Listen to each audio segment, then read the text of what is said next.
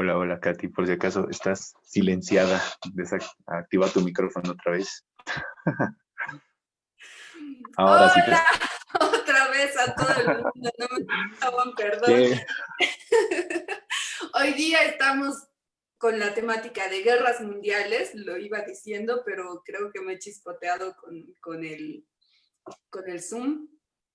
Pero no se preocupen porque hoy día vamos a hablar de guerras mundiales, que es un tema que se lleva en la currícula escolar.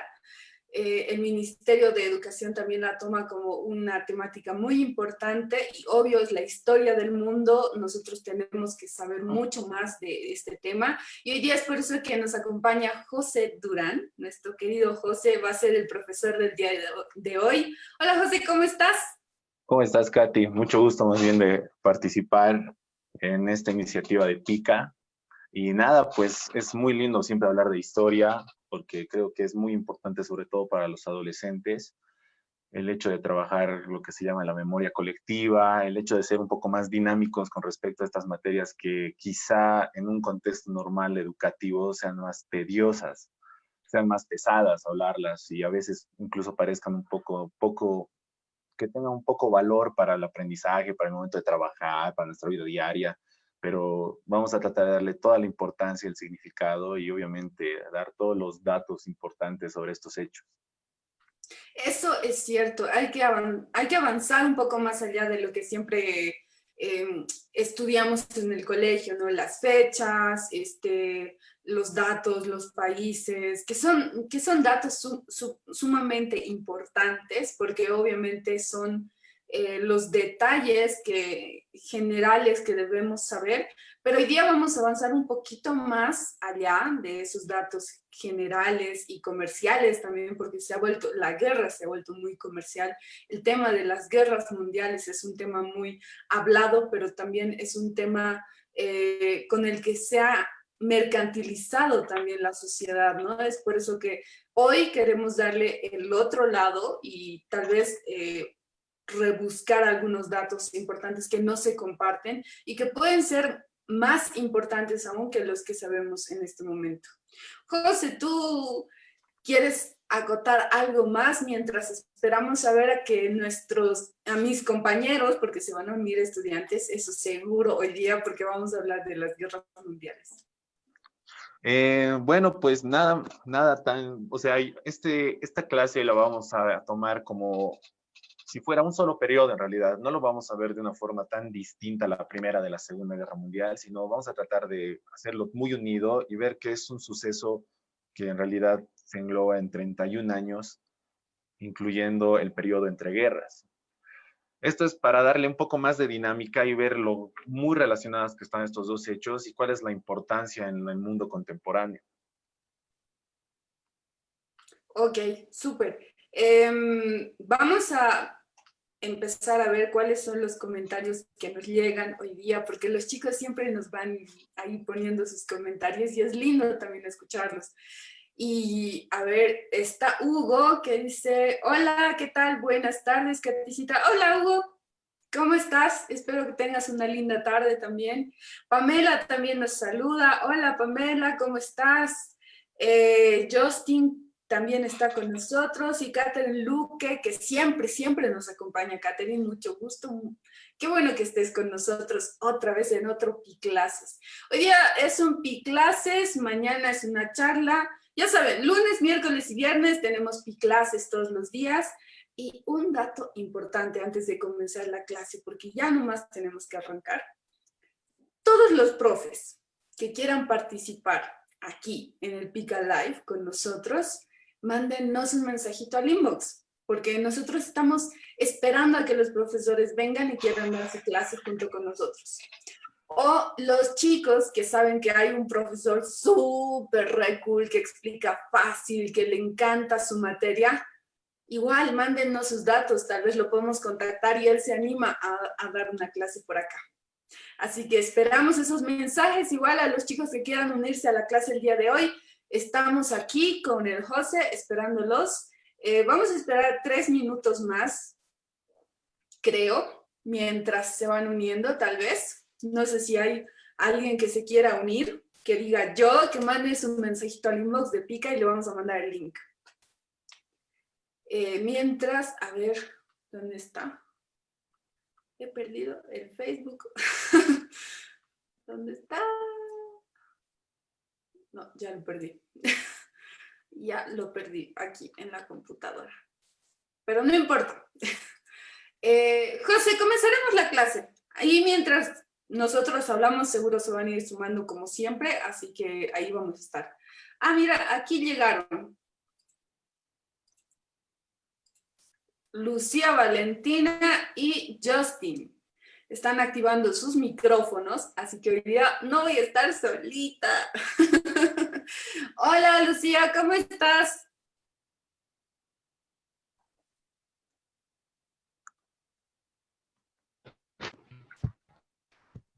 Hola, Lucía. Lucía, Valentina y yo.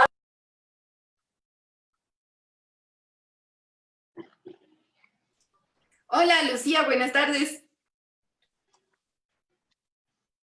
Hola. Creo que no la escuchamos a Lucía. Vamos a ir con Valentina. Hola, Valentina.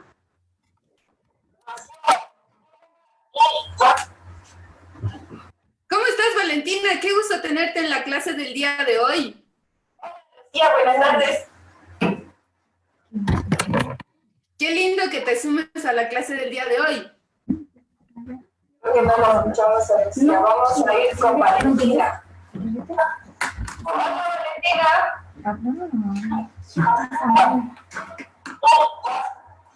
¿Cómo estás, Valentina? Qué gusto tenerte en la clase del día de hoy. Chicos, vamos a darle van a rebajar los volúmenes a sus retornos a los videos que están viendo ustedes online en el Facebook, porque esto nos hace un poco de ruido al momento de conversar entre nosotros y no los vamos a poder escuchar con sus consultas o en lo que quieran preguntar. Entonces, bájenle al Facebook Live que están viendo y solamente conéctense por el Zoom y ustedes ya están viendo el Zoom directamente desde sus pantallas. Eso vamos a hacer, ¿ya? Si han recibido el mensaje, porfa. Eso. Lucía, muy bien. Te estamos viendo. Valentina, si puedes poner y activar tu cámara, también nos ayudaría para conocerte. Y también a Justin, que está ahí abajo. Bueno, profe, ya tienes 4 estudiantes conmigo también. Eso, ahí está Justin. Excelente.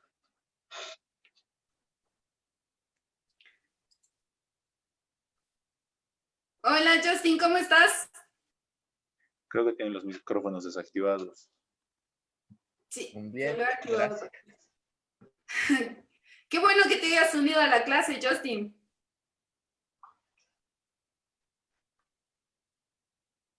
Gracias. Quería aprender sobre historia.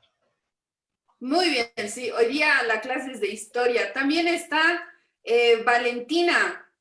Valentina y Andrés. Oh, ¿cuál es tu nombre? Estás con el usuario de tus papis, creo, ¿no? Qué bueno que te hayas unido a la clase, Justin. Super. Vamos a rebajarle a los retornos, porfa, a los Picalive los vamos a mutear para que no nos hagan interferencia, por favor. Muy bien, sí, hoy día la clase de historia. También está... Hola, Lucía, ¿cómo estás? Hola. ¿Cómo estás, Lucía? Qué bueno que estés aquí junto con nosotros. Vamos a pedirle a Valentina, creo que es la mamá del amigo que está ahí con nosotros, que le baje a su retorno del Facebook Live, por favor, para que no nos haga ruido cuando hablemos con él. Y si él tiene dudas, igual va a poder consultar directamente desde el Zoom. No es necesario que active el Facebook Live. Súper, ya con los 3 listos, ahí ya los vemos a todos los estudiantes. Comenzamos la clase, así que José, cuando tú quieras. Bueno, pues buenas tardes a todos los que están conectados. Buenas tardes al equipo de Pica. Gracias por la iniciativa de hacer estas clases que son digitales. Vamos a tratar de ser lo más interactivos posibles. Vamos a a tratar de hablar de unos sucesos que son particulares, pero los vamos a tratar de tocar en toda su abstracción para que así se pueda, de alguna forma, tratar de entender mucho mejor cómo estos sucesos han afectado a la realidad actual en la que vivimos y cómo la realidad actual en la que vivimos puede ser entendida a partir del pasado.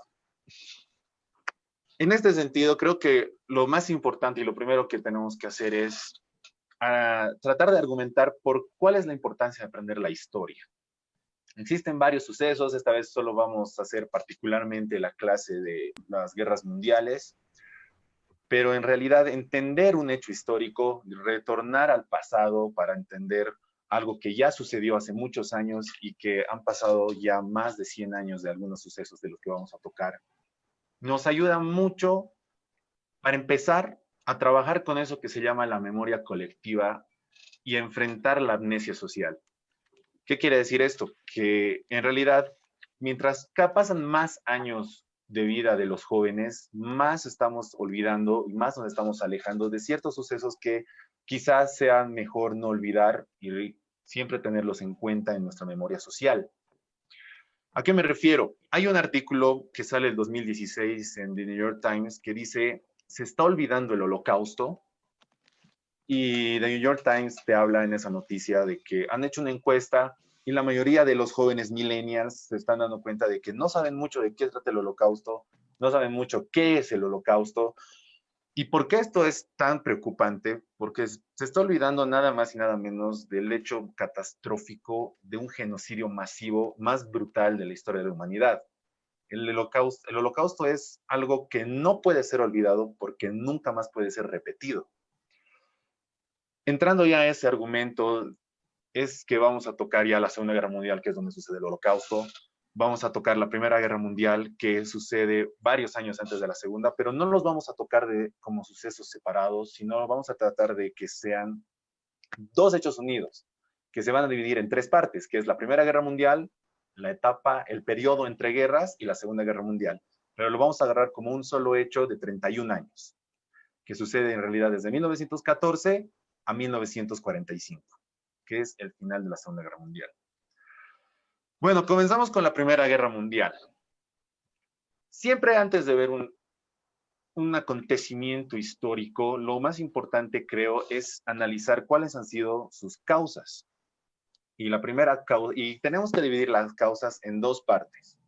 La primera es una causa general, que es más que todo el contexto en el que va a surgir la Primera Guerra Mundial, y una causa particular, que es como un hecho particular, solo un hecho que va a ser el detonante, que va a agarrar todas las causas generales y de contexto y van a desatar la Primera Guerra Mundial. Europa está viviendo un periodo relativamente equilibrado. Existe equilibrio político, existe equilibrio económico a principios del siglo XX. ¿Cuál es el problema? Es que empieza a haber un desequilibrio político y sobre todo en las relaciones diplomáticas de los principales imperios del mundo, porque tenemos que tener en cuenta que hasta antes que acabe la Primera Guerra Mundial, aún existen muchos imperios que tienen vastos territorios expandidos en todo el mundo. Estos son el Imperio Otomano, el Imperio Austrohúngaro, el Imperio Turco, está Inglaterra, está ya Francia como república y está el Imperio Alemán. ¿Qué es lo que sucede? Que van a comenzar a haber alianzas ante este desequilibrio de poder. ¿Y cuáles son estas alianzas? La primera es la que surge a partir de un temor expansionista que tiene Alemania. Alemania se da cuenta a principios del siglo XX que quieren ser la primera potencia del mundo. Ese es su deseo. Ellos dicen, nosotros nos merecemos ser la primera potencia del mundo, y en muy poco tiempo comienzan a expandirse territorialmente y sobre todo a avanzar en forma social, cultural y tecnológica. Algo que no veía con buenos ojos Inglaterra, que hasta ese momento es la primera potencia mundial. ¿Cuál es el principal factor de poder en el mundo en ese momento? Es tener el poder naval. Eso significa que quien controla los mares, controla el comercio, controla el mercado, controla la economía, y es decir, que controla al resto. Y el poder naval principal, después de la batalla de Trafalgar, que va a derrotar a Napoleón, es de Inglaterra. Entonces, estamos en un contexto en el que existe una competencia en realidad por el dominio del mundo. A este dominio del mundo se une, se le va a llamar la parte que encadena todas las relaciones diplomáticas nuevas en el mundo, se la va a llamar la paz armada. ¿Por qué se la llama la paz armada? Porque existe un rearme de las principales potencias del mundo, militar sobre todo. Dos, existe una coordinación de alianzas, por ejemplo, entre Inglaterra, Francia, deciden aliarse y para posible protección ante una invasión de Alemania. Finalmente, Francia decide aliarse con Rusia para tener, de cierta forma, un factor estratégico contra Alemania. Es decir, si Alemania decide ponerse en una posición beligerante y ofensiva, Rusia y Francia tienen rodeadas a Alemania. Rusia está al este de Alemania y Francia está al oeste. Entonces, es más que todo una relación diplomática de protección. Ante estas relaciones diplomáticas y de alianzas, van a surgir otra alianza opuesta a esa entre Inglaterra, Francia y Rusia, que va a ser la del Imperio Austrohúngaro, el imperio alemán y finalmente Italia. Nos encontramos entonces en una Europa que está con alianzas que todas tienen ese sentido de o atacar o defenderse y que sobre todo quieren tratar de evitar una guerra. No se ve cerca una guerra tampoco, porque tenemos que tener en cuenta de que los principales, las cabezas de los imperios, sobre todo el de Rusia, el de Alemania y el de Inglaterra, el zar, el rey, el Kaiser, son primos hermanos. Entonces, se ve un poco lejana la guerra. Existe una relación de familiaridad entre los imperios, existe equilibrio económico, etc. Sin embargo, comienzan a surgir estos intereses expansionistas. ¿A qué me refiero con intereses expansionistas? A que países como Serbia, como el Imperio Turco, como Austria-Hungría, están comenzando a desear más territorios, quieren extender sus territorios, por factores económicos, por factores sociales, a veces por factores nacionalistas. Y el nacionalismo es algo que va a tocar mucho en el desenvolvimiento de la Primera Guerra Mundial, porque todos los países están muy metidos en su bandera, están muy metidos en su sociedad y sobre todo están muy metidos en su cultura, porque una vez que estalla la guerra se van a dar cuenta de que también es una pelea cultural. Por ejemplo, las papas fritas van a tener que ser cambiadas de nombre en Alemania porque tienen muchas referencias a Francia, ¿me entienden? En todo va a afectar la Primera Guerra Mundial. ¿Qué es lo que sucede? Serbia tiene intereses sobre los Balcanes. Austria-Hungría, el Imperio Austrohúngaro también tiene intereses sobre los Balcanes y además tiene ciertos intereses sobre propia Serbia. Los serbios no les agrada y no ven con buenos ojos a estos intereses del Imperio Austrohúngaro, por lo tanto deciden hacer una alianza de protección con Rusia. Entonces, como se están dando cuenta, hay muchas alianzas que no van a ser quebradas e incluso se van a respetar y por eso es que la Primera Guerra Mundial va a llegar a ser la catástrofe que fue. ¿Qué es lo que pasa? Sucede que el archiduque Francisco Fernando decide una visita y es el efecto que va a ocasionar en Sarajevo, que es el asesinato de un nacionalista serbio al archiduque austrohúngaro Francisco Fernando.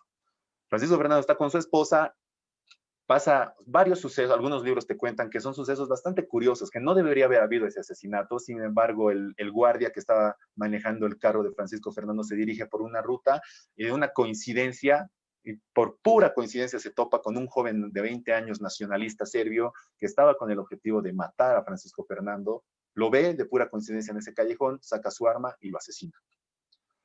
Él intenta suicidarse, el activista serbio, pero no, al final no lo logra, es arrestado, una muchedumbre que estaba cerca le quita el arma, etc.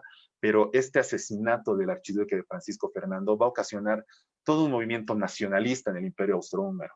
Y van a decir, acaban de asesinar a nuestro archiduque y Serbia tiene que pagar. Tienen un lema diplomático que dice, Serbia debe morir. Este es el detonante. Aquí ya estamos viendo que existe toda una causa general, un contexto nacionalista, un contexto imperialista, un contexto de expansión, y existe un hecho particular, que es el asesinato del archiduque Francisco Fernando. Muere el archiduque y Austria-Hungría le da un ultimátum a Serbia que tiene que cumplir en 48 horas. Pero Serbia dice que es imposible, que no podemos cumplir este ultimátum por un tema de dignidad nacional. Es un abuso. Y le pide ayuda a sus aliados principales y protectores, que es Rusia. Rusia le dice que en realidad es mejor que no se meta en una guerra y que acepte el ultimátum. Sin embargo, Austro-Hungría, que está a punto de ganar el ultimátum y que no haya guerra, es presionado por el Imperio Alemán para que sí haya una guerra. Alemania quiere que haya una guerra. Saben que estallando la guerra, ellos tienen la ventaja tecnológica de armamento militar que puede superar a los aliados. Entonces, obliga a Austro-Hungría a declararle la guerra a Serbia y al final es lo que sucede. Austro-Hungría le declara la guerra a Serbia. ¿Qué es lo que pasa? Existe una alianza entre Serbia y Rusia, entonces Rusia le pide a Alemania que no se meta en este conflicto, que detenga a su hijo protector, que es Austro-Hungría, y que no haya guerra. Sin embargo, Alemania no cede a esto y también decide declarar la guerra a Serbia. A esto, ante la alianza y al pacto fuerte que tiene Rusia con Serbia, también Rusia decide declarar la guerra al Imperio Austrohúngaro de Alemania. Y como estamos en toda esta telaraña de alianzas que se han formado durante la paz armada, ¿qué es lo que pasa? Francia se ve obligada a declarar la guerra a Alemania también. ¿Por qué? Porque tiene una alianza con Rusia. Inglaterra quiere mantenerse al margen. Sin embargo, cuando ya están declaradas las guerras en 1914, Alemania tiene una estrategia, que es la de evitar tener ante cualquier tipo de situación bélica en los dos frentes. ¿Y qué significa esto? Que si Francia le declara la guerra a Alemania o Rusia, tiene que pelear en el oeste y en el este, tiene que dividir en dos su ejército. Entonces tiene un plan que es destruir en menos de 2 meses a Francia y entrar a París en 6 semanas. Este plan solo puede ser bien dado, bien dirigido, si atacan Bélgica. Bélgica es un paso directo hacia Francia, hacia París. ¿Qué es lo que pasa? Ellos no esperan mucha resistencia de Bélgica. El ejército belga no tiene más de 120,000 soldados. Entonces es algo que es imposible de parar al ejército alemán. El ejército alemán decide invadir una nación neutral que es Bélgica, pero Bélgica le declara de inmediato la guerra a Alemania y resiste. Tan fuerte y tan valiente es la resistencia del ejército belga que logra detener al ejército alemán. Aunque al final Alemania va a ganar a Bélgica, logra detener y logra retrasar por mucho tiempo su avance. Esto va a hacer de que Inglaterra pueda declararle la guerra con la excusa de que han atacado una nación neutral de Bélgica a los alemanes. Inglaterra le declara la guerra a los alemanes y decide comenzar a avanzar en Europa. La Primera Guerra Mundial, a diferencia de la Segunda, va a ser una guerra de desgaste, una guerra que no va a ser tan movilizada, sino que no sé si han visto muchas películas, no sé si han visto imágenes, va a ser estancada por toda una serie de trincheras. Al centro se le va a llamar la tierra de nadie, el fango, donde los soldados tratan de movilizar un poco al otro ejército, mueren, entonces no va a haber mucho avance. Va a haber 2 principales intentos del ejército alemán. El principal es el ataque de Verdún a principios de 1916 por romper ese estanque. Pero no se va a lograr mucho porque en respuesta al ataque de Verdún de los alemanes, los ingleses atacan Somme. Entonces, todo el rato es una guerra de desgaste y además un desgaste social, porque tenemos que tener en cuenta de que están cercando los principales países. La gente en Inglaterra, la gente en Francia, la gente en Alemania, en Rusia, está muriendo de hambre porque los enemigos le están haciendo una brecha, un escudo, una muralla, y hay hambruna, hay pobreza. Entonces, la guerra no solo va a afectar a los soldados que están en batalla, sino que también va a afectar muchísimo a la gente civil, a los ciudadanos. Hasta desde 1900... José, ahí yo creo que también hay que tomar en cuenta y hay que darle mucha importancia a la parte en la que hay muchos hombres que han sido reclutados, aunque no eran policías, no eran militares, no estaban en la vida militar y han ido muriendo en la guerra. Entonces, ha tenido que surgir también la fuerza de trabajo desde el rol de mujer, aunque antes estaba muy tradicionalmente entregado ese rol de trabajo a los hombres, ¿no? Como en las fábricas o en las empresas que había, porque había mucha baja de hombres y había hambre. Exactamente. Además de que tenemos que tener en cuenta algo, de que la Primera Guerra Mundial es la primera guerra en la historia de la humanidad masiva. Es decir, que han sucedido 2 revoluciones industriales y ahora existe un manejo masivo de armamento, manejo masivo de soldados, manejo masivo de misiles, de proyectiles, de uniformes. Es la primera guerra en el mundo que se va a llamar una guerra de masas, una guerra masiva. ¿Por qué? Por su factor industrial. Y en la industria sí va a jugar mucho rol el avance de la producción de alimentos, el avance de la producción de armas, de ropa. algo que no se ha visto nunca antes y que va a ser el triple de peor en la Segunda Guerra Mundial. Bueno, la Segunda Guerra Mundial, como vamos a ver después, va a ser el triple de peor en todos los aspectos a la primera. Sucede que entre 1914 y 1917 va a haber una guerra de desgaste y una guerra de estancamiento. No va a haber avance, no va a haber ese avance, esa movilización que después vamos a ver con la Blitzkrieg alemana de los nazis. No va a haber nada, simplemente existen batallas que se pelean por kilómetros. Otro factor totalmente inhumano de la Primera Guerra Mundial es que los generales sentían muy poca empatía por sus soldados. Entonces, cuando nosotros hablamos de una guerra masiva, también se habla de un movimiento masivo de humanos, pero que es al matadero. Los generales no tenían ningún tipo de remordimiento, de temor, de conciencia, al decir, vamos a avanzar 3 kilómetros en este campo, en este frente, y vamos a perder unos 150,000 soldados. Lo decían así de fácil. Van a morir 150,000 soldados, y para nosotros es sencillo porque tenemos que ganar el resto de trinchera. Entonces, es una masacre la Primera Guerra Mundial. Y no consiguen logros importantes tampoco en ninguno de los bandos. Italia al final decide traicionar a la alianza austrohúngara y alemana y decide irse con los aliados. Va a haber muchas batallas entre el ejército italiano y el imperio austrohúngaro. Austro-Hungría va a tener un desgaste de soldados al atacar Serbia. Entonces, ¿qué es lo que pasa? ¿Qué te nos deja esta parte? Que hasta 1916 y principios de 1917, Alemania se encuentra totalmente sola. Alemania tiene que enfrentarse a Rusia, a Francia y a Inglaterra. Apenas puede ayudarlo el imperio austrohúngaro, existe un enfrentamiento entre los ingleses y el imperio otomano en África, pero al final de todo, Alemania sabe que tiene que enfrentarse a dos frentes y sabe que es muy difícil tarea. ¿Cuál es el factor importante aquí? El objetivo de los alemanes es sacar al equipo, al país en este momento más débil que está en los aliados, que es Rusia. ¿Qué es lo que sucede? Rusia ya tiene un desgaste social, porque existe ya no existe un pensamiento nacionalista unificado, sino que los campesinos y los obreros están en contra del zar de Rusia. Entonces, ¿cuál es la estrategia alemana?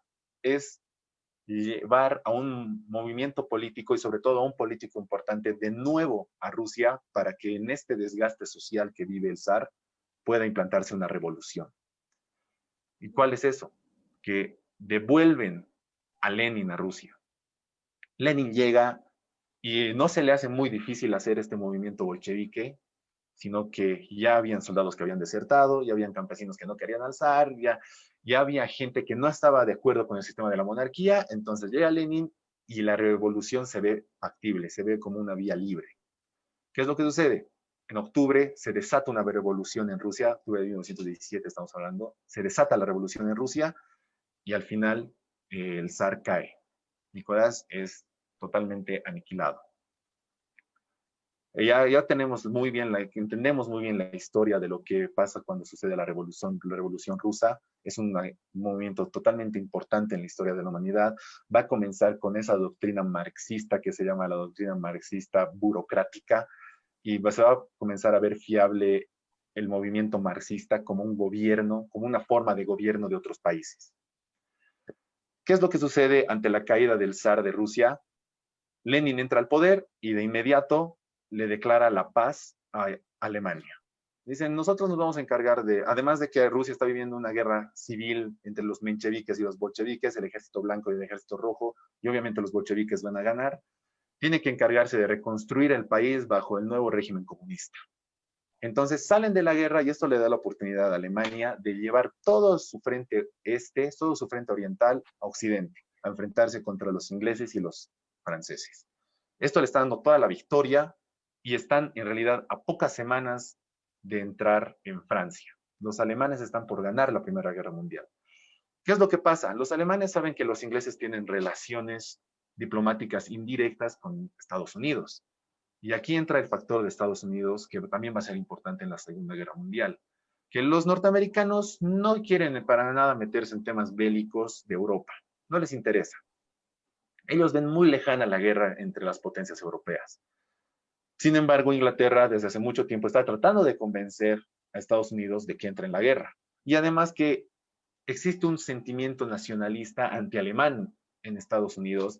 ¿Por qué? porque existe en 1915 un barco intercontinental que va a ser destruido y en el que van a morir aproximadamente 300 norteamericanos. Van a morir más de 1000 personas, pero aproximadamente 300 norteamericanos mueren en ese ataque de un submarino a un buque civil, de un submarino alemán a un buque civil que estaba ahí en el océano. Entonces, no se olvidan de eso los norteamericanos. Saben que norteamericanos han muerto en un ataque alemán, norteamericanos que no tenían nada que ver en la guerra europea.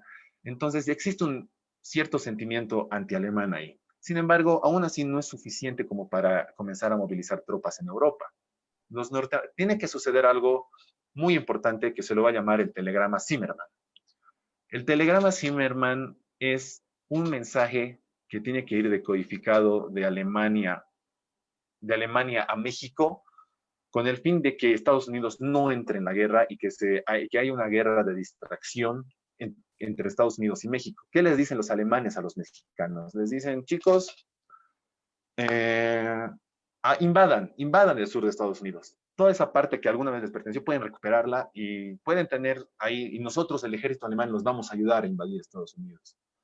Este telegrama es interceptado por la inteligencia inglesa y es entregado a los norteamericanos. Les dicen, los norteamericanos ven que Alemania estaba tratando de gestar una guerra contra los norteamericanos a México, o sea, le estaban impulsando a los mexicanos a enfrentarse a los norteamericanos, y entonces Estados Unidos no acepta eso y le declara inmediatamente la guerra a Alemania. Cuando Estados Unidos entra en la guerra, tiene muy poca movilización, no tiene fuerza de movilización de sus tropas hacia Europa, existe muy poca presencia europea, muy poca presencia norteamericana en Europa, y entonces Alemania dice, aún podemos ganar esta guerra. Es posible, es factible ganar esta guerra mientras los norteamericanos están llegando a Europa. Entonces lo que ellos preparan es una gran ofensiva contra el frente francés para tratar de entrar en París.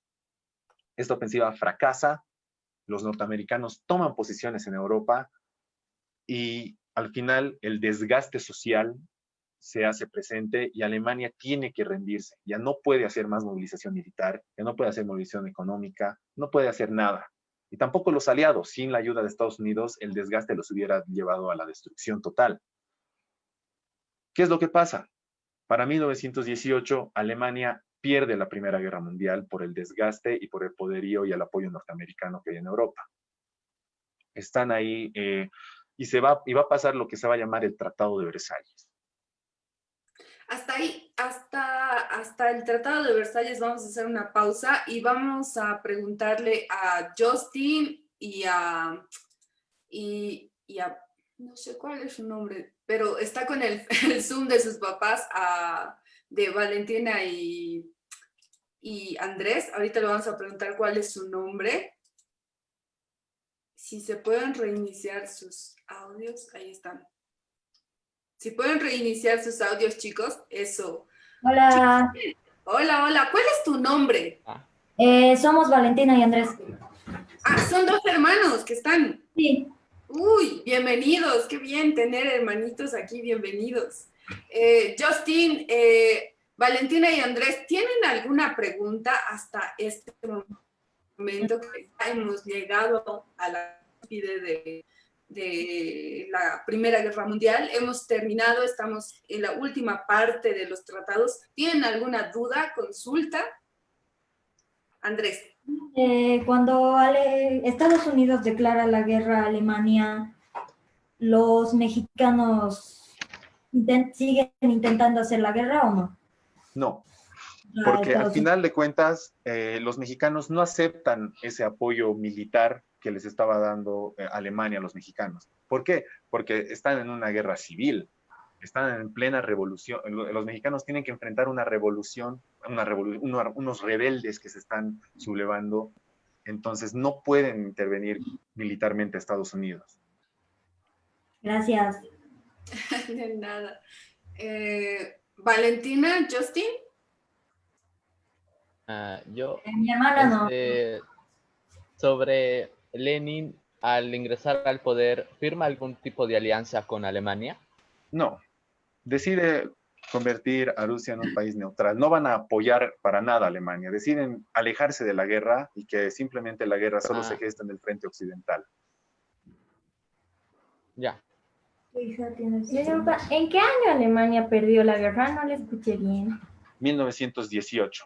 La Primera Guerra Mundial dura de 1914 a 1918, que es cuando los alemanes deciden rendirse ante el desgaste social y económico. José, yo creo que al inicio tal vez no se conocía como la Primera Guerra Mundial, así como el nombre tal. ¿Qué nombre recibía esta guerra? Claro, obviamente, porque no se puede llamar la Primera Guerra Mundial sin que haya una segunda, etcétera, ¿no? Ajá. Se llamaba la Gran Guerra. La Gran Guerra. Ese es un gran dato porque, claro, obviamente hay nombres que se van generando con la historia y evidentemente hay muchas cosas que nosotros de antes de lo que nosotros hemos conocido no sabemos, pero que indagando y viendo otros documentos, entendiendo otros testimonios también, es importante que coleccionemos estos datos que nos pueden ayudar a tener más conocimientos. Gracias, José. La primera, tenemos que tener en cuenta que también la Primera Guerra Mundial es un punto medio de cambio muy drástico y dramático entre la antigua forma de hacer guerra y la nueva. Empiezan a haber tanques, empieza a haber artillería, empieza a haber manejo masivo de maquinarias, cosa que ahora ya vemos casi como algo regular en un conflicto bélico contemporáneo. Pero tienen que tener en cuenta que todavía no existía tanta esa estrategia militar de desgaste ni de maquinaria, que al principio de la Primera Guerra Mundial había aún batallones de caballería que iban con sus caballos contra ametralladoras, por ejemplo. Tratando de ver de que esto era como quizá una guerra como las pasadas, en las que sí necesitaban caballos enfrentándose, sí necesitaban soldados con lanzas, habían peleas con espadas, pero hasta finales de 1915 y 1916 se va a dar cuenta de que en realidad existen las bombas, ya no es necesario, es en realidad muy peligroso y arriesgado hacer batallas con caballos. Existen los tanques, por ejemplo, el Mark I y el Mark II, que van a ser los primeros tanques en entrar en enfrentamiento, que son ingleses, y que son un desastre. Los tanques no funcionan, los tanques asfixian a los que lo conducen, pero sí ayudan mucho a la moral, porque es la primera vez que se ve una maquinaria avanzando en un campo de batalla y hace que los otros soldados retrocedan, por ejemplo. También... Es interesante eso que dices de los caballos, que todavía en ese entonces se utilizaban a los animales como herramienta de guerra, ¿no? Y también a las palomas, porque era la única forma de comunicación que tenían ellos, aparte de las radios de onda corta, pero las palomas también han sido animales que han sido usados en la guerra. Exactamente. Al final, cuando ya se den cuenta que, por ejemplo, los caballos ya no sirven como para un ataque ofensivo, como antes hubieran servido en algunas guerras, como en las guerras napoleónicas, como una guerra inmediata que tuvo, que es la guerra franco-prusiana entre 1870 y 1871, que aún habían caballos, todo, van a comenzar ya a utilizar como transporte. Porque ya están ahí los tanques, ya están ahí los camiones, ya comienzan a dejarse unas formas de guerra y comienzan a ingresar otras nuevas, cosa que va a ser el triple de peor en la Segunda Guerra Mundial que ya vamos a ingresar. Súper, comenzaremos con la Segunda Guerra Mundial para que podamos avanzar. Ya estamos un poco atrasados, pero está súper interesante esta parte de la transición ya, porque ya estamos acabando la Primera Guerra Mundial y vamos a entrar a un álgido momento en la Segunda Guerra Mundial. Bueno, nos encontramos en este momento en el periodo entre guerras, existe un desgaste económico y existe un malestar social en la mayoría de los países de Europa. Alemania es totalmente castigada económicamente, socialmente con el Tratado de Versalles. Y la gente, los veteranos que han estado en la Primera Guerra Mundial, sobre todo los veteranos, y el resto de la sociedad, el resto de la forma de vida, la crisis, la pobreza, la hambruna, hacen que comiencen a surgir movimientos ultraderecha nacionalistas, entre estos el más importante que son el Fascio en Italia, a la cabeza de Mussolini, y el movimiento del Partido Nacional Socialista de Alemania, que van a ser conocidos después como los nazis. ¿Qué es lo que pasa? Estos movimientos la pelean, se ven como una alternativa ante otra alternativa fuerte que es el comunismo, es el socialismo. El comunismo también se ve como una opción, dado que en Rusia parece una forma óptima de Estado, de gobierno. Entonces se enfrentan entre izquierdistas y derechistas, entre los que están en ultraderecha, los fascistas, y los que están a la izquierda, que son comunistas, socialistas utópicos, etc. Surge el crack de 1929, que es una crisis económica que va a llevar a la quiebra a la mayoría de las potencias mundiales, y es donde los partidos de ultraderecha tienen más importancia y la gente los ve como una opción viable. Sin el crack de 1929, Hitler no hubiera podido entrar al gobierno, no hubiera ganado esa popularidad. Entonces surge el crack, surge la crisis de 1929, existe más pobreza, más hambruna, con eso viene más enojo de la gente alemana, entonces deciden que Hitler es el mejor candidato para comenzar a viabilizar a Alemania. Hitler hace un golpe de Estado, se le va a conocer como la Revolución Alemana, y entra al poder. Tenemos que tener en cuenta algo, de que en este periodo posguerras, que comienzan inmediatamente después de 1918, terminada la Primera Guerra Mundial, el sistema clásico del mundo, que era la monarquía y los imperios, desaparece. Entonces, la Primera Guerra Mundial ha llevado a los imperios a destruirse a sí mismos. Termina la Primera Guerra Mundial y el imperio austrohúngaro se disuelve y empiezan a surgir nuevas nacionalidades. Lo mismo pasa con el imperio otomano. Se disuelve y comienza a surgir Siria, comienzan a surgir países en Oriente, y entre ellos van a tener ya su propia historia particular, pero los imperios ya se disuelven. Ya no aceptan una sola forma de gobierno, sino que se hacen nacionalistas y quieren su propio país, su independencia. Termina la Primera Guerra Mundial y ya no existen nuestros imperios. Por eso está esta novela de Ken Follett que se llama La caída de los gigantes, porque los gigantes entre ellos se destrozan. La ideología fascista, se hace popular, y tenemos que tener en cuenta algo, de que esta idea, esta nueva forma de democracia liberal que vivimos en la actualidad y que está muy ligada, no era así antes de llegar a la Segunda Guerra Mundial. En realidad, el único país democrático o que fue una forma de gobierno democrático puro era Estados Unidos. Francia era una república que no veía viable y no tenía las mismas características de una democracia. Inglaterra tenía un congreso para elegir a su primer ministro, no era democrática tampoco. Y los otros son el fascismo y el comunismo. Son las ideas de gobierno que están ahí y que la democracia no se veía como una opción tan óptima como ahora. Incluso el fascismo sí se estaba viendo como la mejor opción, porque entra Hitler y le da estabilidad económica a Alemania, le da otra vez un margen importante en el mundo, Alemania comienza a surgir otra vez. Entonces, ¿qué sucede? Que Hitler tiene intentos expansionistas. Dice, este país nos pertenece, vamos a tomarlo.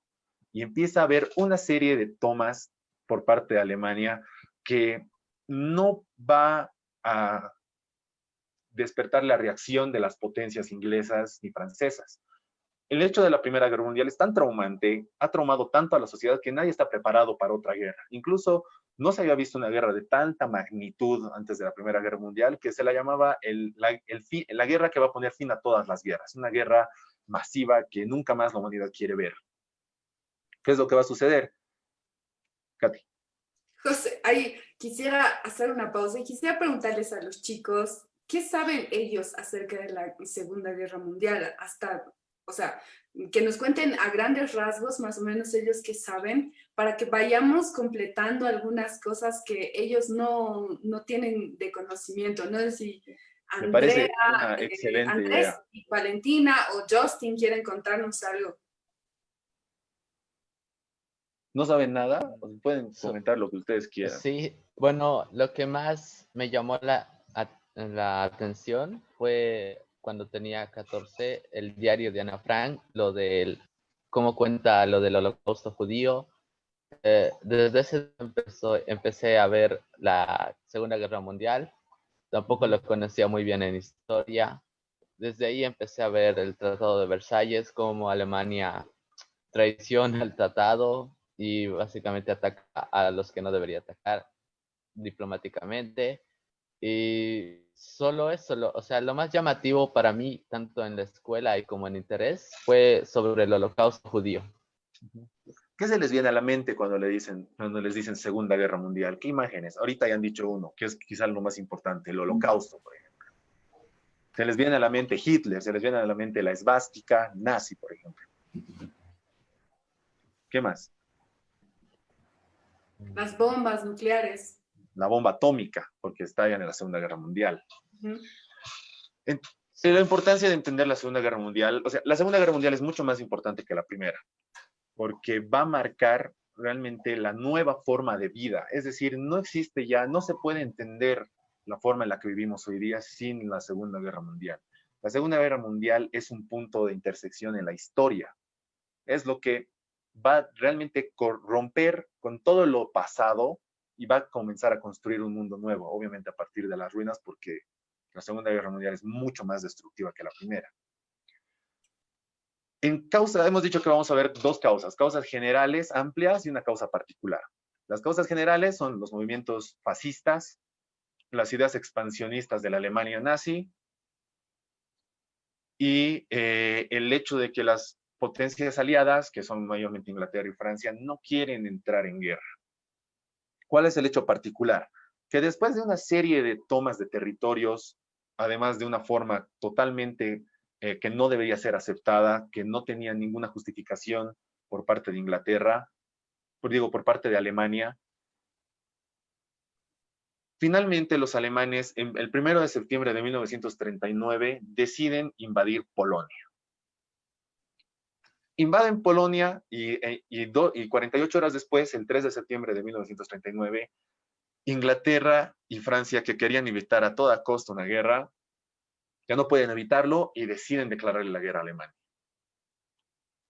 Hitler en un principio cree que Alemania no está preparada para una guerra total, para una guerra contra las potencias de Inglaterra y Francia. Además de que tiene un pacto de no agresión con los rusos, lo cual es una ventaja para ellos. ¿Qué es lo que va a pasar? Que en realidad comienza la guerra y al principio no parece que la guerra vaya a ser una guerra total, una guerra catastrófica como es lo que va a ser al final, sino parece que en realidad tienen que irse a enfrentar algunos soldados, los franceses no creen que Alemania ataque de una forma inmediata, los ingleses no tienen una movilización rápida, sin embargo es todo lo contrario. La Blitzkrieg, esta palabra, la guerra relámpago, es un factor nuevo que Alemania va a tener en esta guerra y que después los otros países van a apropiárselo igual como una estrategia y es en realidad la guerra que conocemos ahora, la que siempre se realiza estos días, que es una guerra en la que van ataques de avión, ataques de tanque y de infantería. Ya no existe esa guerra de trincheras, esa guerra estancada, sino que los alemanes van y atacan de inmediato. Esto no se lo esperan ni los franceses ni los ingleses y hasta 1940 Alemania toma el control total de Europa y África. Lo controla todo y hace retroceder al ejército aliado. José, acá tenemos una pregunta. Marcelo nos pregunta en los comentarios, nos dice, ¿de dónde surgen esas ideas que nunca existieron, como la del holocausto? Excelente. ¿Específicamente la del holocausto o la idea del fascismo? Yo creo que están muy relacionadas, ¿no? Porque obviamente viene desde la idea de este partido socialista, que son los nazis, ¿no? Que tienen esta idea de... o sea, en ese momento todavía no había como término totalmente discriminación, pero obviamente el holocausto nace desde esa noción, ¿no? Pero creo que en ese entonces, en la historia todavía no había ese concepto. Claro. El concepto, por ejemplo, principal que se liga al holocausto es, creo, la palabra de genocidio, que es ese asesinato masivo. Y ya ha habido genocidios muchos antes que el holocausto, pero el holocausto es el peor. El holocausto es un genocidio industrial, un genocidio totalmente destructivo que se hace en masas. Por ejemplo, el genocidio armenio que surge durante la Primera Guerra Mundial no ha sido tan brutal ni ha tenido esa inmediatez y calidad industrial que ha tenido el genocidio nazi. Ujú. El holocausto en realidad es la idea, poner en práctica lo que se llama la decisión final, que es una reunión entre una cúpula nazi que dice, nosotros tenemos que tener en cuenta mucho de que la raza aria es superior. Es un enfrentamiento entre el más fuerte y en realidad para los alemanes la raza aria es la más fuerte. ¿Y cuáles son los enemigos más directos que afectan a ese control natural, según ellos, ¿no? Natural y de fuerza de raza? Son los judíos. Entonces deciden ahí exterminar a los judíos, hacer un exterminio masivo de judíos, que comienza mucho antes del estallido de la Segunda Guerra Mundial. La Segunda Guerra Mundial comienza en 1939, pero desde 1936 ya comienza a haber deportaciones de judíos, racismo, comienza a haber campos de concentración. Entonces, bueno, ahora volvemos. ¿Hay alguna otra pregunta? Sí, yo tengo una pregunta ahí, porque has tocado una palabra importante. ¿Qué diferencia hay entre racismo y discriminación en este momento ya? ¿Cómo podríamos definir estas dos palabras? La discriminación es un factor un poco más general, es decir, yo te puedo discriminar a ti, no necesariamente es porque, o sea, yo me pongo desde un papel nazi, no es necesariamente porque sea raza, un nazi puede, uno de la SS puede discriminar a uno de las fuerzas Panzer, por ejemplo, ¿por qué? Porque yo me creo muy superior, pero no tengo una intención racista contra ese, porque tenemos prácticamente la misma raza. Ahora, ¿qué es el racismo? El racismo ya es esa diferencia de la existencia física, de la existencia ideológica del otro. Y es ese sentimiento de superioridad hacia otra raza. Sin embargo, tenemos que tener algo muy importante. Una vez acabada la Segunda Guerra Mundial, el concepto de raza se redefine. Incluso una idea que estaba en la sociología, en los estudios sociales, en las ciencias sociales muy presentes, que era el darwinismo social, casi desaparece o es satanizado. O sea, es decir, está mal. Ya no podemos hacer estudio en base a la raza.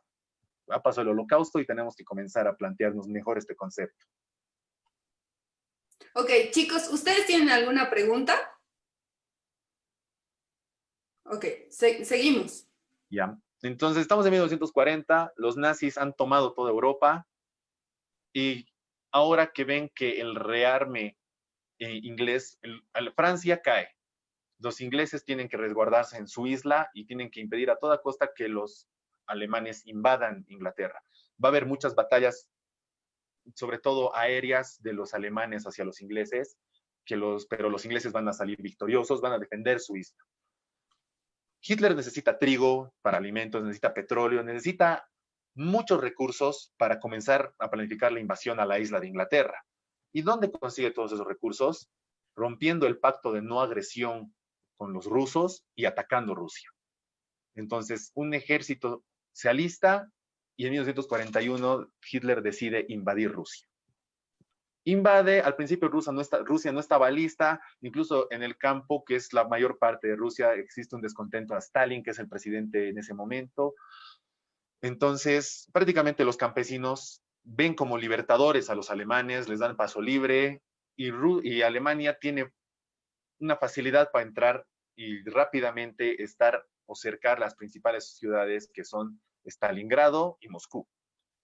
Pero dicen, Stalingrado es más importante porque tiene más recursos de petróleo, entonces primero vamos a atacar Stalingrado antes de entrar a Moscú, y se va a desatar una de las batallas más sangrientas, no solo de la Primera Guerra Mundial, de la Segunda Guerra Mundial, sino de la historia de la humanidad, que es la batalla de Stalingrado.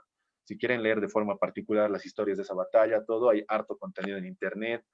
Es una batalla por una ciudad que es totalmente brutal. Entonces, los rusos están contra la pared, están siendo atacados por los alemanes y además están perdiendo. A eso, a finales de 1941, el 21 de diciembre, Estados Unidos decide navalmente cerrar varias líneas de comercio de Japón, pero no está en la guerra europea. Como siempre, Estados Unidos toma esa política de no entrar en la guerra de Europa, de que los europeos se están matando allá entre ellos y nosotros no nos importa mucho esto. Sin embargo, empieza de forma indirecta, apoyar a los aliados ingleses y franceses, y también decide en esto cerrar ciertas líneas comerciales con Japón. Esto a Japón no le gusta y decide atacar una base naval que se llama Pearl Harbor el 21 de diciembre de 1941, que es norteamericana. Los japoneses atacan Pearl Harbor y esto obliga a los norteamericanos a entrar en la Segunda Guerra Mundial.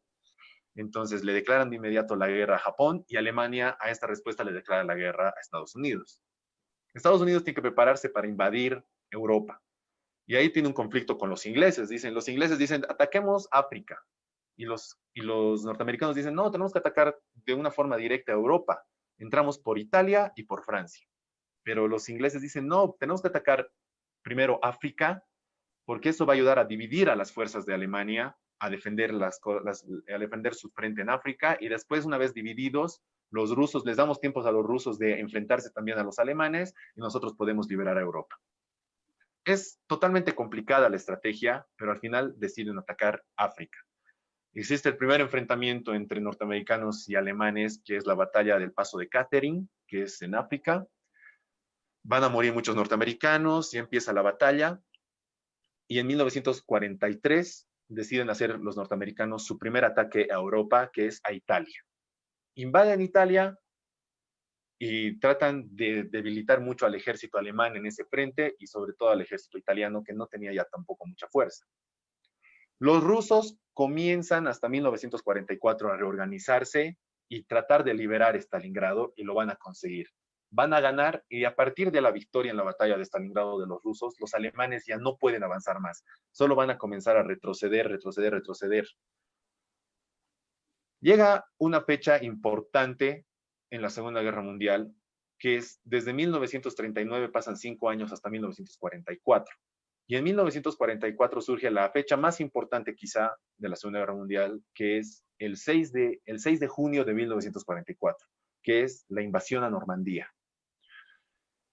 Todos los ejércitos aliados, canadienses, las fuerzas libres francesas, los ingleses y los norteamericanos, arman un ejército que va a decidir por fin invadir Europa, que ha estado ya más de 5 años bajo el gobierno alemán, porque toda Europa estaba ocupada por los alemanes.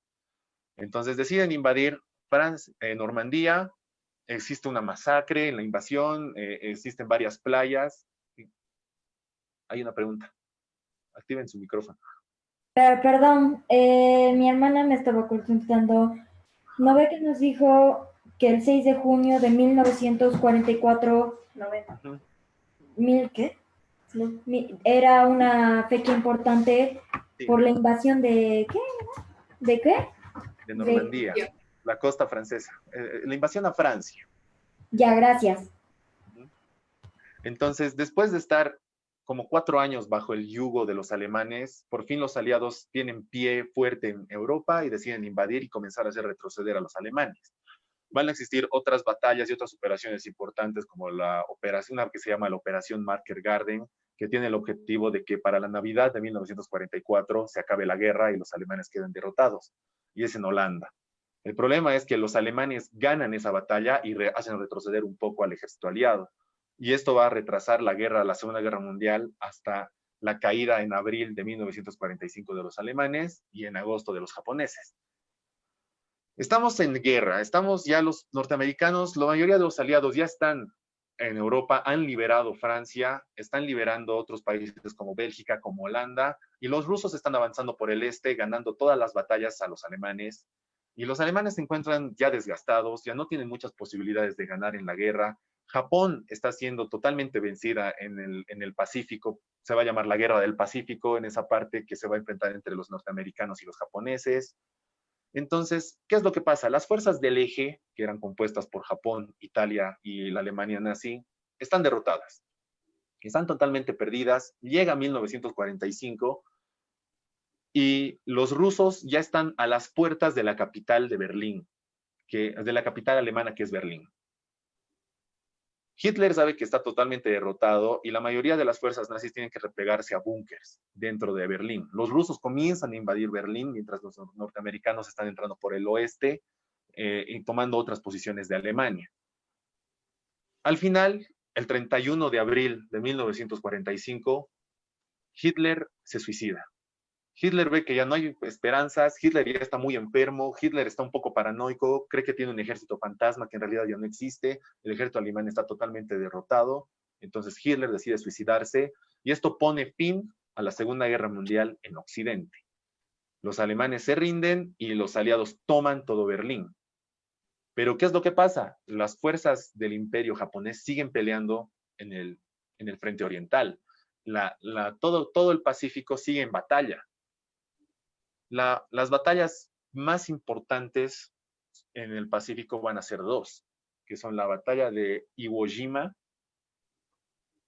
existe una famosa foto, no sé si la han visto, de unos soldados norteamericanos poniendo una bandera en una montaña. Esa es esa batalla, la batalla de Iwo Jima, y la batalla de Okinawa, que va a ser prácticamente la última batalla importante en el Pacífico, que va a ser ganada por los norteamericanos, pero va a ser una masacre. Los norteamericanos pierden muchos soldados y la guerra contra los japoneses es totalmente violenta, es sangrienta, es traumática, tan traumática que al final llegan a un punto en el que los norteamericanos dicen, tienen dos opciones: invadimos Japón y entramos a su capital, pero nos va a costar 1 millón de soldados más, teniendo en cuenta de que ya se han perdido más de, porque la Segunda Guerra Mundial va a ser brutal. Entre las cifras más optimistas dicen que mueren 60 millones de personas, las más pesimistas dicen que en realidad pasan los 90 millones de personas las que mueren en la Segunda Guerra Mundial.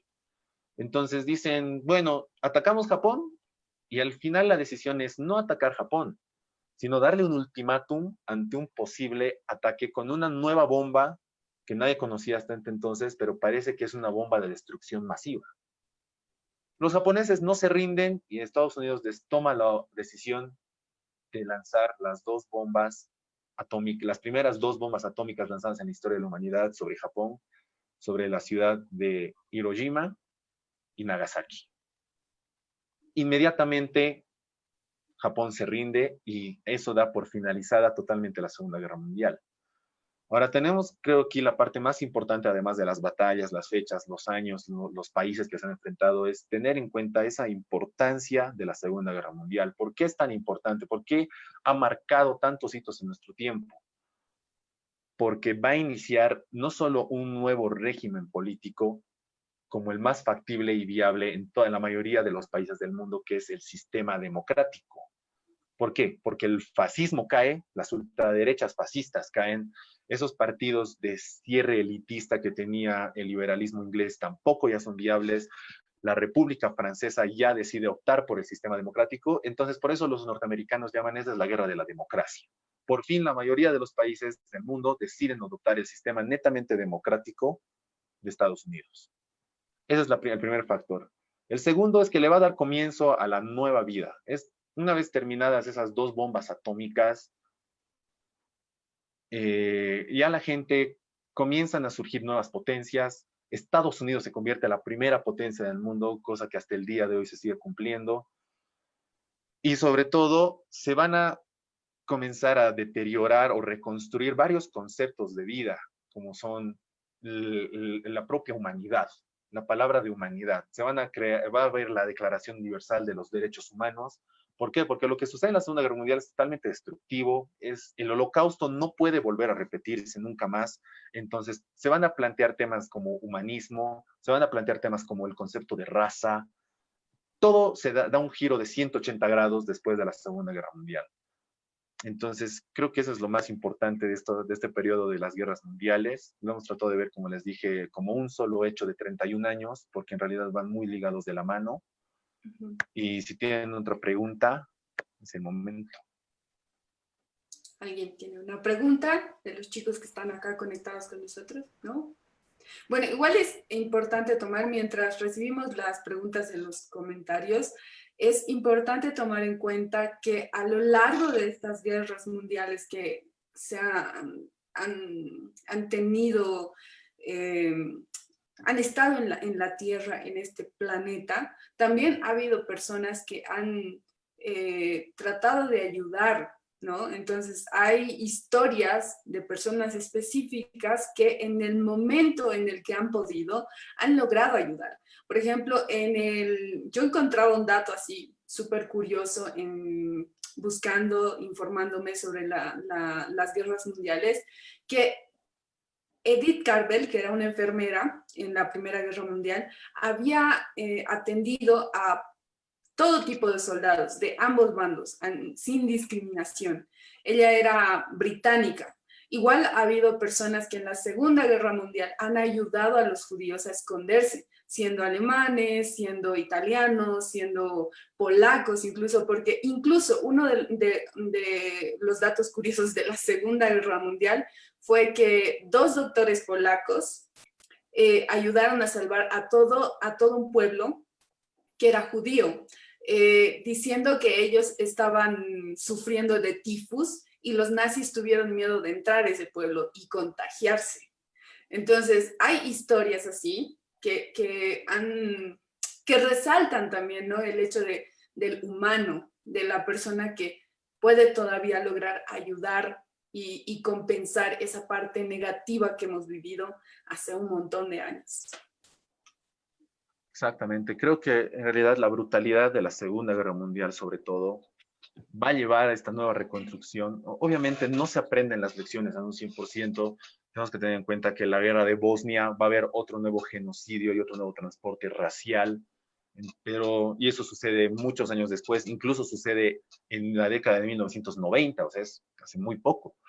Pero lo que nos tiene que plantear estas ideas es que el holocausto, estaba leyendo un comentario por ahí que decían que en realidad el holocausto es un invento, pues no.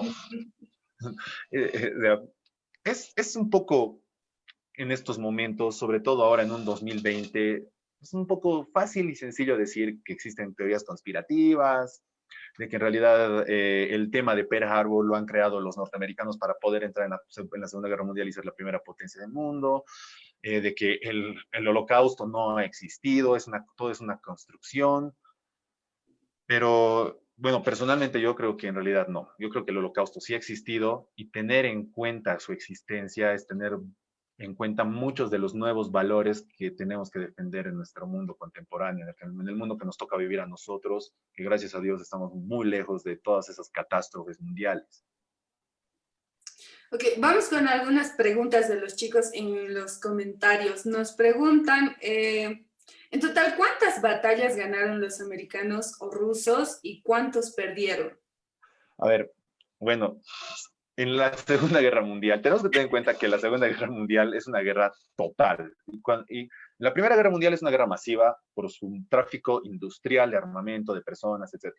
Además de que la Segunda Guerra Mundial es una guerra masiva, es una guerra total, porque se van a quebrar los límites militares y civiles. Bueno, o sea, va a ser una guerra en la que se van a enfrentar todos, en la que no va a haber trincheras, sino que se van a pelear en casi todos los países del mundo. Hay batallas en Grecia, hay batallas en África, hay batallas en Egipto, hay batallas o sea, se están matando en las Filipinas, en todas partes. América Latina tampoco se ha alejado de esto, ha habido alianzas, Brasil ha mandado 11,000 tropas a enfrentarse a la invasión de Italia, por ejemplo. Aquí en Bolivia existen registros de que el presidente Peñaranda le declara la guerra a la Alemania de Hitler, entonces ha sido una guerra mundial de verdad. Ahora, tener en cuenta cuántas batallas han ganado los rusos, los norteamericanos o los alemanes sería un tema totalmente específico y que nos duraría muchas horas, porque en realidad la Segunda Guerra Mundial ha tenido más de 400 batallas. O sea, tiene una infinidad de batallas de las que ni siquiera nos hemos enterado, de las que ni siquiera sabemos de su existencia, etcétera. Entonces, decir específicamente cuántas han ganado unos, cuántas han ganado otros, además de que los registros no son tan exactos, ya sería algo demasiado difícil de calcular de una forma específica, sobre todo.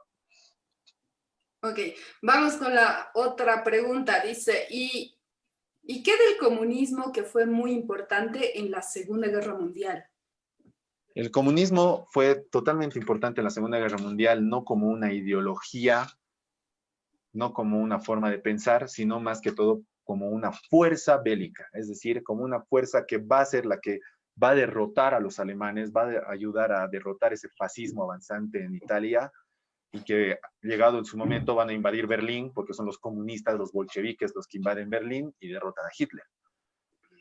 Ya después su importancia en la Segunda Guerra Mundial va a ser esa división del mundo que después va a culminar en la Guerra Fría, que ya conocemos que en realidad es una pelea por agarrar la mayor cantidad de piezas del mundo. Dividen al mundo entre dos ideologías, una es el comunismo, otra es el liberalismo democrático, que ya no van a complementarse bien. Ahora, ¿cuál es esa importancia de la Segunda Guerra Mundial? Que hasta antes de la desaparición de la URSS y la caída del muro de Berlín, va a ser la segunda ideología reinante, la segunda ideología más importante en todo el mundo. Quizás esa es más que todo su importancia. Ok, súper. Vamos con una pregunta más.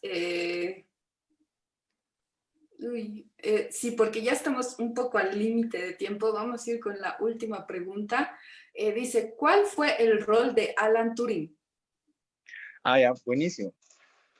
Alan, todas las guerras tienen siempre un código. O sea, no vas a decirle hola a que tu enemigo escuche ese hola y sepa que estás saludando a tu enemigo, ¿no es cierto? Sino que todo el mundo utiliza cifras, códigos que tienen que en un momento ser descifrados. El enemigo constantemente tiene su equipo de inteligencia que trata de descifrar los códigos enemigos para poder tratar de adelantarse a un hecho, todo. Alan Turing es parte del grupo de inteligencia que forma Gran Bretaña para tratar de resolver y de entender y de codificar los mensajes encriptados de los alemanes. Su importancia va a ser, o sea, es en realidad la gran importancia porque gracias a Alan Turing, gracias a la máquina que él construye, los aliados van a poder por siempre entender los mensajes y adelantarse a los movimientos alemanes. Les ayudan a los rusos porque les dan información, les dicen los alemanes, hemos encriptado el mensaje alemán y por si acaso les van a atacar en este frente, entonces los rusos ya tienen el poder de adelantarse. Ese es el factor importante de Alan Turing. Ahora, la historia de Alan Turing también es un poco trágica y no hay que dejarla en el olvido, porque además de que se dice de que la máquina y el descifrar el código de los alemanes que lo ha logrado Alan Turing, ha rebajado no sé cuántos años y ha salvado no sé cuántas vidas de la Segunda Guerra Mundial. Es muy triste su vida porque una vez le dan condecoraciones, lo idealizan, es un personaje histórico y los ingleses al darse cuenta de que es homosexual, deciden dejarlo en el olvido, incluso deciden quitarle todos sus títulos y arrestarlo. Alan Turing va a terminar suicidándose por todos estos hechos. Qué bueno recibir toda esta información. Valentina, Andrés, Justin, si quieren preguntar algo, esta es la última oportunidad que tenemos porque ya tenemos que ir cerrando este capítulo del PIClases. Nos ha encantado tenerlos aquí junto a nosotros. Si quieren decir algo, quieren preguntar algo, este es su momento.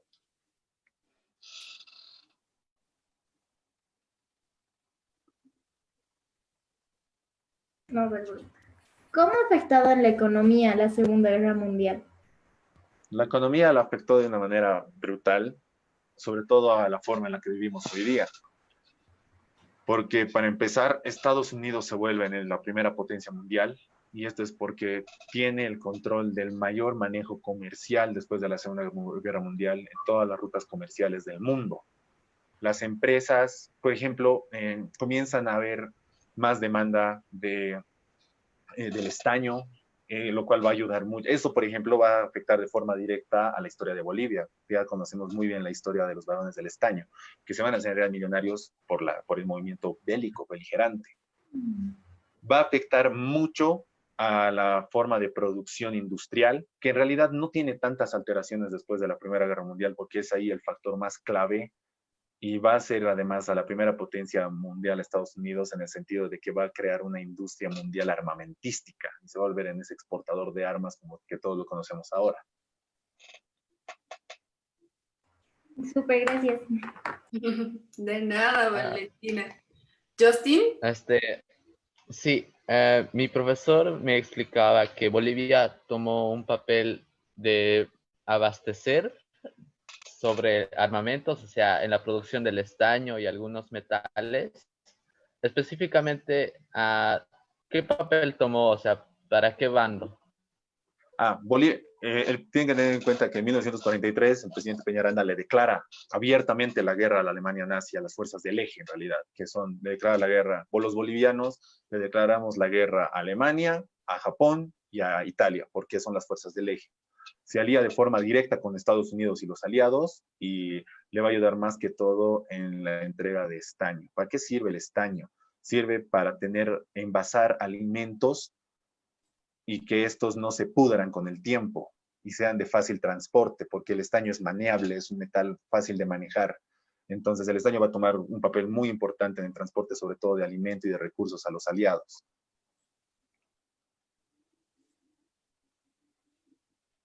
Ok, ¿alguna pregunta más? ¿Alguna duda? Súper. Gracias, Valentina. Muchas gracias, Andrés, por haber participado en esta clase. Nos encantaría tenerlos en otras clases si se animan igual. Revisen los horarios de Piclases, qué temas vamos a tocar esta semana, así se pueden sumar al que ustedes quieran.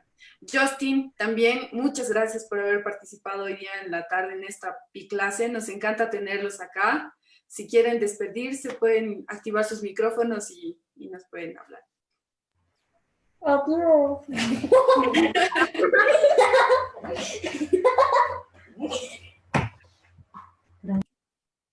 Listo, está bien. Justin.